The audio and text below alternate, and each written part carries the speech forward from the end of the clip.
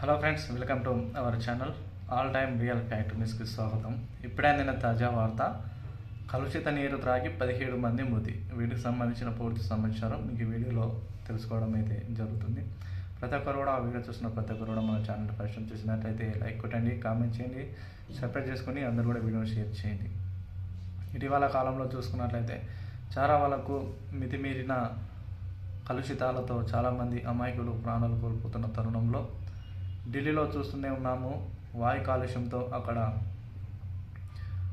చాలా వరకు ఊపిరాడక చాలామంది మరణిస్తున్న విషయం అందరికీ తెలిసిందే. అయితే ఇటీవల కాలంలో కలుషిత నీరు త్రాగి 17 మంది అమాయకులు మరణించారని సమాచారం.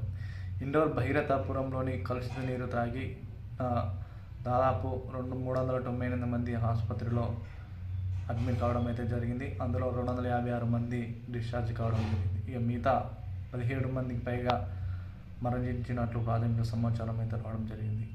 దీనికి సంబంధించిన పైప్ లైన్ మురుగునీరు కలవడమే వీటికి సంబంధించిన ఘటన కారణమని ప్రాథమికంగా పోలీసులు నిర్ధారణలో వ్యక్తమైతే చేయడం అయితే జరిగింది. ప్రస్తుతం అక్కడ ప్రజలు ట్యాంకుల ద్వారా నీటిని సరఫరా చేస్తున్నట్లు ప్రాథమిక సమాచారం అయితే రావడం జరిగింది. క్లీనర్ సిటీగా పేరొందిన ఇండోర్లో ఈ విధమైన కలుషిత నీరు చేరి అమాయకమైన ప్రజలు మరణించడం అందరినీ కలకలం అయితే రేపడం జరిగింది. ఏదేమైనా వీటిలో ఎక్కువ సంఖ్యలో చిన్న పిల్లలే ఉండడం చాలా వరకు చూస్తూనే ఉన్నాము.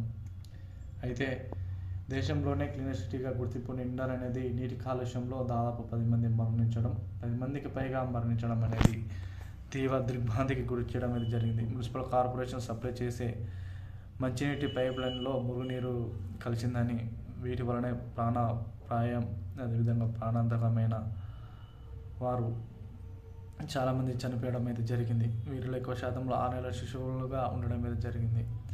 దాదాపు 2000 మంది చికిత్స పొందుతున్నట్లు సమాచారం. ఏది ఏమైనా కలుషిత నీరు తాగడం వలన అమాయకమైన చిన్నపిల్లలు అదేవిధంగా పెద్దవారు ప్రతి ఒక్కరు కూడా మరణించడం దాన్ని కలిసి వేస్తుంది.